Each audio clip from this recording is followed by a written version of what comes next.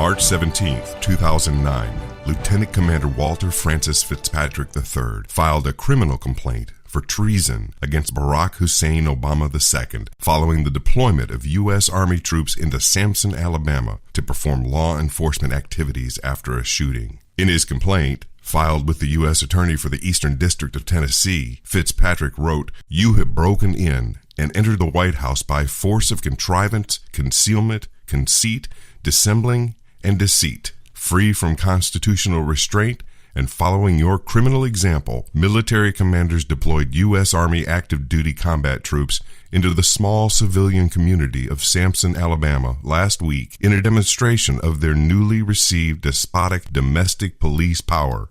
I accuse you of treason." The Inspector General of the Army later determined that the Posse Comitatus Act had been violated by the Army's deployment into Samson. Fitzpatrick later filed the complaint with the U.S. District Court in Washington, D.C., as well as the two sitting federal grand juries in Knoxville, Tennessee.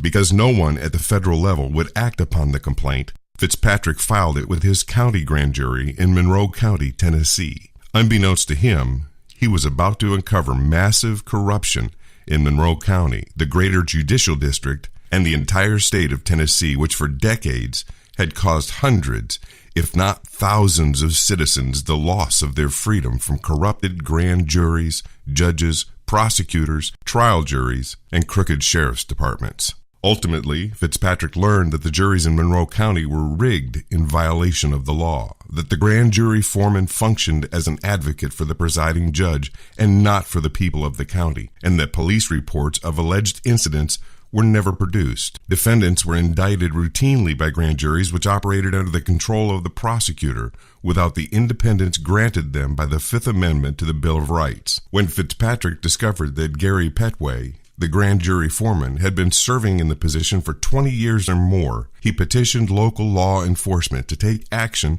to remove Petway, contending that the grand juries over which Petway presided could not have been objective in their review of evidence against the citizenry. Fitzpatrick placed an advertisement in a local newspaper to inform the public of the illegality of a foreman serving for such an extended period of time. He met with members of local law enforcement and contacted state and federal level officials, all of whom said that it was not their responsibility to take action about Petway's subjectivity. At the federal level, grand juries are impaneled from a random selection of eligible citizens, and a foreman is chosen from the group. When the grand jury's work concludes, all of the jurors, including the foreman, are dismissed.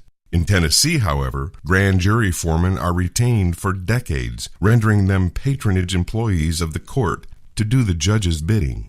Because no one would act to have Petway removed, on April 1, 2010, Fitzpatrick conducted a citizen's arrest, legal by Tennessee statute, of Petway. A judge not present in the courtroom at the time ordered Fitzpatrick arrested and jailed, which began a pattern of retaliation against Fitzpatrick on the local, state, and federal levels, leading up to Obama's Department of Justice.